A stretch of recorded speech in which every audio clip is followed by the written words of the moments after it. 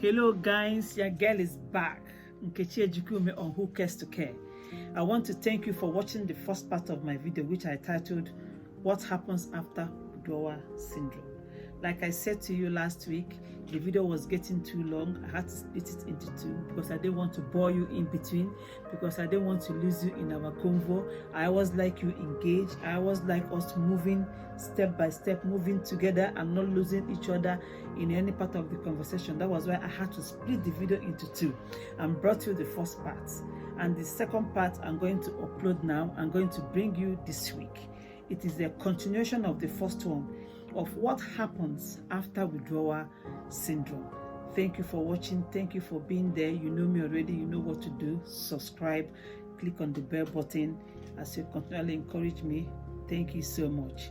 Please enjoy the video. Bring your comments. Bring your question. Thank you for everything. Like my video. Share it too. Share these videos. Share these videos. Mothers are bleeding. Fathers are bleeding. Parents are bleeding. Carers are bleeding. They should hear. They should know. They should know they are not alone in the situation. That is why it is important you should share these videos. So thank you as I upload the second part of what happens after withdrawal syndrome. Thank you very much and God bless you. Your girl again, Nkechi Ejikume on Who Cares to Care. Thank you so much. I appreciate you.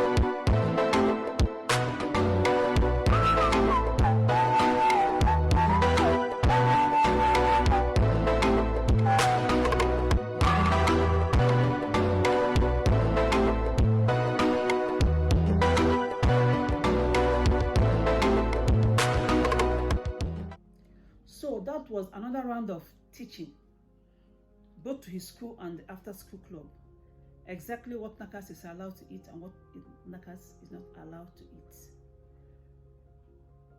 That was a long journey on its own.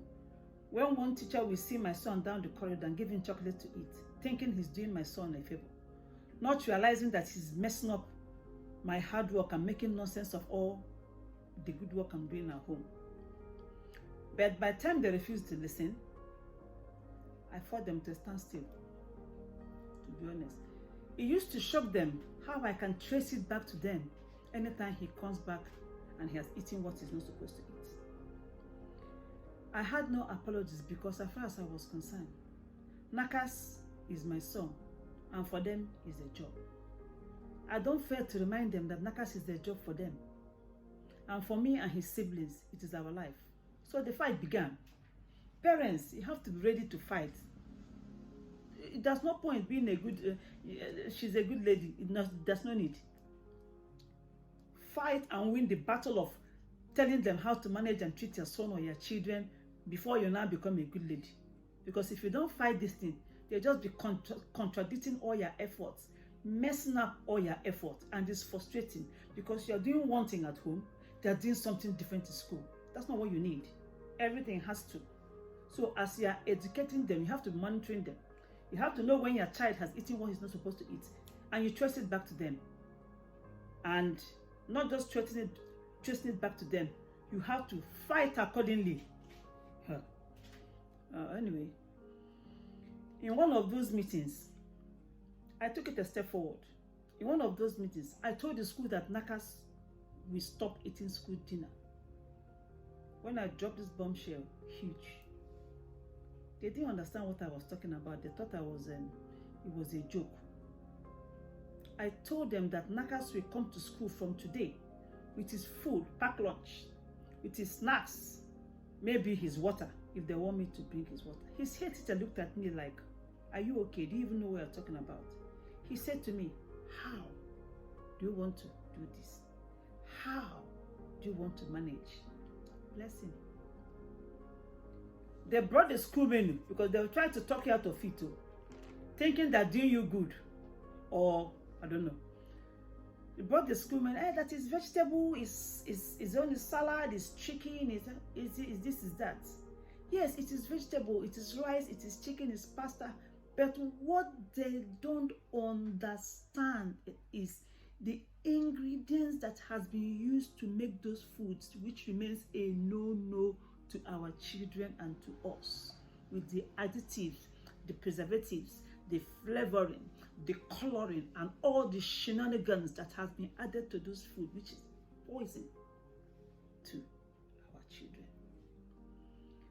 I looked at him and said, leave it to me.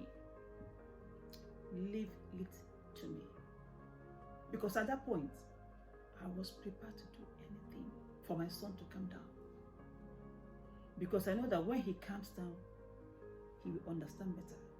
He will comprehend better. He will carry out better. And there will be better results. The head teacher sarcastically said to me, we see how that goes. But remember, any day you cannot give him packed lunch, do let us know on time so that we can make provision for him in school. 5.5 years, 6 years down the line, there is no day my son has shown up in school without his packed lunch. Not one day in over 6 years. 5.5, 6 years. Because he's 17 now. And this rehab we did when he was 10, about 11. So call it 6 years. Hard work, but somebody has to do it if you need results. In those days, it was not easy. Boss arrives here before 9 o'clock in the morning. I have to wake up by 6 o'clock. And remember, he eats plantain with everything. From his toasts, plantain is going on. So I have to wake up 6 o'clock, make his packed lunch, make him plantain. Then he will have a shower. He will get ready. And he will now dress up to go to school. Somebody had to do it. After warning the school, will they listen? No. But once my son steps down from the school bus and displays sometimes, I can tell he has eaten what he is not allowed to eat. Immediately, I will start calling the school or after school club. These places, one of the places we confess, he mistakenly took someone's chocolates or one thing I ate. I will go, really? Are you joking me? I will lose it and then straight away. No messing around and no apologies. In fact, one day I took plantain. For some reason, he left home without plantain. I can't remember what happened. I had to take plantain to him in after school club. By the time I got to after school club, I saw my son eating a bag of Skittles. I went ballistic. I went ballistic on the staff. I didn't stop at that. I had to start emailing the authorities from every nook and cranny, campaigning for them to ban fizzy drinks, chocolates, sweets in schools and after school club. And for those kids that their mother and parents love to give all these things, they should keep it in their house and in their homes. When their children return, they should keep on giving them in their own homes, but not bring it to after school club where other children are, including my son. I began to even fight for mothers that cannot fight for themselves. I began to speak on behalf of other children too, apart from Nakas, my son. That went on. And I won. I got results. Sweets were banned in after school clubs. Banned in his both after school clubs straight away. Fizzy drink, chocolate, everything banned. I got results as I began to email everywhere. Copied authorities and all that. So sweet, biscuit, fizzy drink, chocolates were banned in my son's after school club. And it also became clear to the school that any form of sugar is not allowed in my son's diet. The news went throughout the whole authorities that one woman has made it clear that she's doing her very best to get his son better. So no any form of sugar or contradiction is allowed in his son's diet. If you are new in school, like a new social worker or something, they would have told you about me before I arrived for any meeting. I did not care. One of them said to me that there are some mothers you don't mess with their children. They will swallow you alive if you mess with their children. And on that list, you are number one. I said, I don't care. I used to make video of his behavior when they contradict his diets. When it becomes uncontrollable, I will make this video. I will now give him his multivitamins to clean his gut.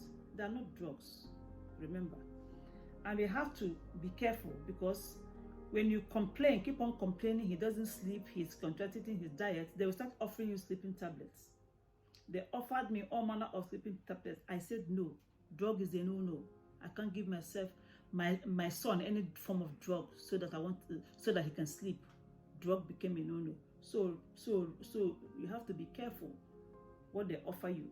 Go to health shop and buy your multivitamins. They might be a bit expensive, but they're better and more healthy and safer. Just tell them about your son. They will advise you on what to get. It's as simple as that. So in those videos, when I make them, when they have contradicted his diet, he'll be running around up and down the stairs, upset, craving for more sugar, in distress. We're not prepared to give him any form of sugar. So he'll be so obsessed, and it will be so distressing for us and for him. And I kept on fighting this school. After a long battle, when they managed to get it, they got it. After looking at me like I was a witch, which I did not care, but without fail, I constantly remind them that my son for them is a job, and for me and my household is our life. So on my last drop of blood, I will fight for my son. As it concerns his diet, after the first week or so, one day I packed his food. He wasn't there. I've already told him what I was going to pack, but because he didn't see me physically putting it in the bag, as I picked up his bag for us to go to the school bus, he came and touched his bag to make sure that the food was there. I said to him, Nakas, are you looking for your food? He started laughing. So they know when they know too. And in those days, when I sound in those meetings, the things I want my son to start doing, or the things I expect my son to achieve, they look at me funny, like, what am I talking about? You know the way they look at you as if, what are you even saying? And then I would just not mind them. The more they were looking at me funny, the more I was prepared to prove them wrong in all ramifications. I was prepared to prove them wrong beyond all reasonable doubts, because I like a challenge. So the more they were looking at me like, what is she talking about? The more I was sure I was going to prove them wrong, as long as the Lord liveth.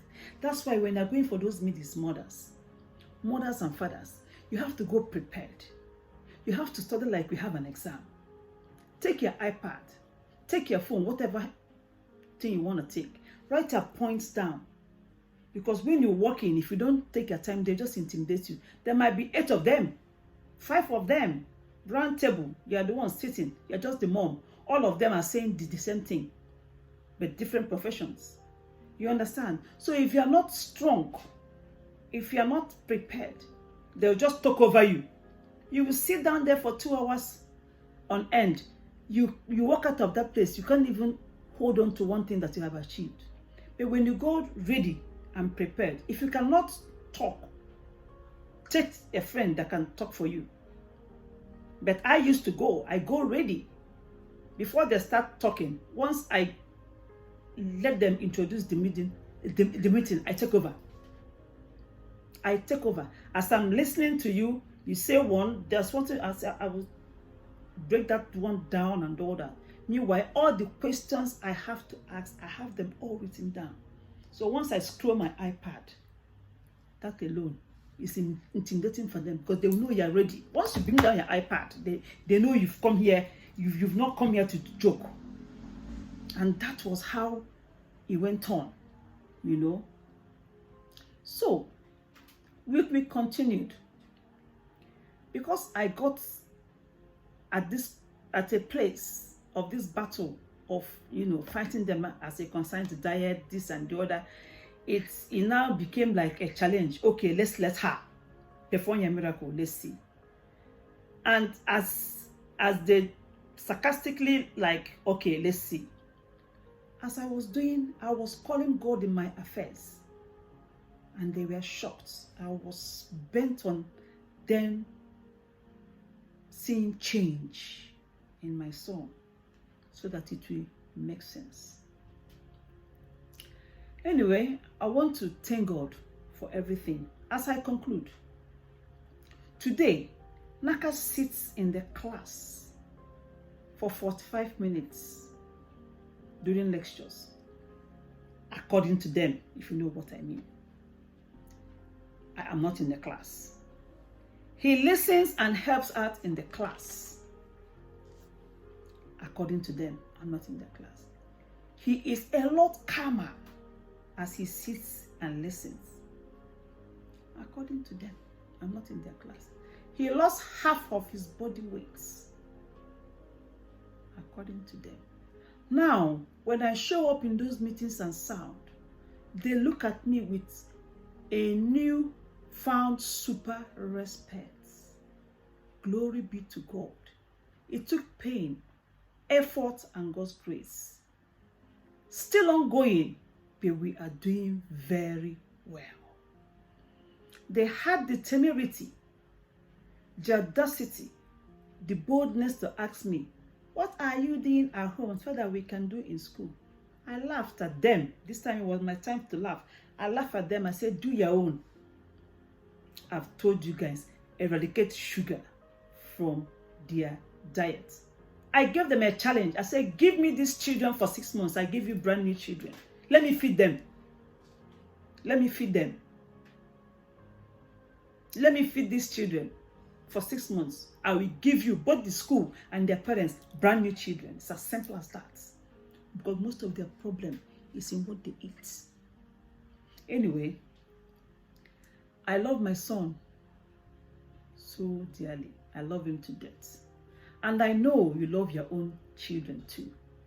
Our best we must do for them as much as it is practicable to give them a good life. An Italian will say, l'amore infinito, which means infinite love, because it is the type of love that has no beginning and it has no end. It is a love that never stops. I say that again. An Italian will say, l'amore infinito, which means infinite love, because it is that type of love that has no beginning, it has no end. It is the love that never ends. In all we do, please do remember that God is always on the main line. Call him and tell him what you want. I will be back on Who Cares to Care when we discuss about tantrums in these our children. God bless you. Again, your girl, now and forevermore, Nkechi Ejikume on Who Cares to Care. Thank you, bye, and remain blessed, my people.